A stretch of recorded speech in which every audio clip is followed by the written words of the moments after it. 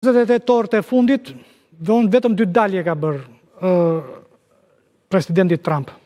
Ka paralajmëruar ndërhyrje në Kolumbi. Ka thënë presidentit Pedros të ruaj prapanicën e tij sepse është duke ligjërat, po citoj drejtën, ndjes shikueshmërisë, po kështu u shpreh, sepse është një vend që është duke prodhuar kokainë dhe është duke vrarë amerikan.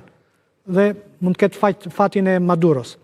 Ka kërcënuar Kubën, ka thënë domun që e mbarruar është Kuba, do ta zgjidhim dhe Kubën. Ka kërcënuar Iranin. Duke thënë që nëse regjimi ajatollahëve vret protestues, ne do ndërhyjmë ushtarakisht. Ka kapacitete Amerika për të ndërhyrë në të njëjtën kohë në kaq shumë vende? Unë mendoj që në raport duke pasur parasysh edhe reagimin që mund të ketë nga fuqitë e tjera, sepse ato do ruajnë zonat e tyre të influencës. Unë mendoj se këtë analizë të hollësishme në raport me situatën që është Kolumbi, Kubë dhe Meksik, përfshi pastaj pak më larg Iranin, kam bindjen që ata e kanë bërë nëpërmjet jo vetëm politikës, por edhe ekspertët e fushave respektive për t'i dhënë një paraqitje reale presidentit dhe ai për të dalë në konferencë shtypi dhe për të qenë i gatshëm, pra ka shprehur gatishmërinë që mund të ndërmarrë edhe hapa të tillë në një vendim të mundshëm. Dhe hapur fare pakën për rajonin ku është Venezuela, në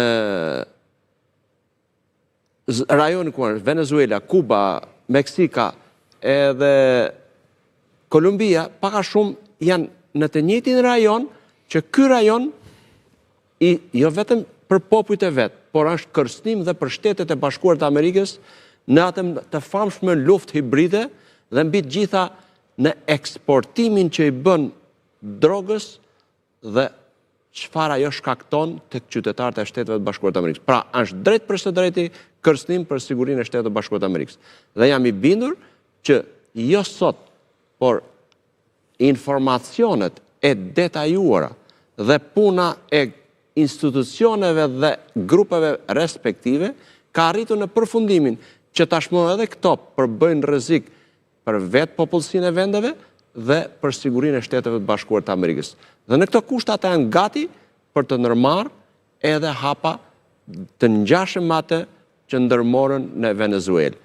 Kurse për sa i përket Iranit, ne dimë që opozita iraniane e përqendruar në Paris, pjesa kryesore. Ka disa degëzime. Ka disa degëzime, por atje është pakën ajo liderja kryesore.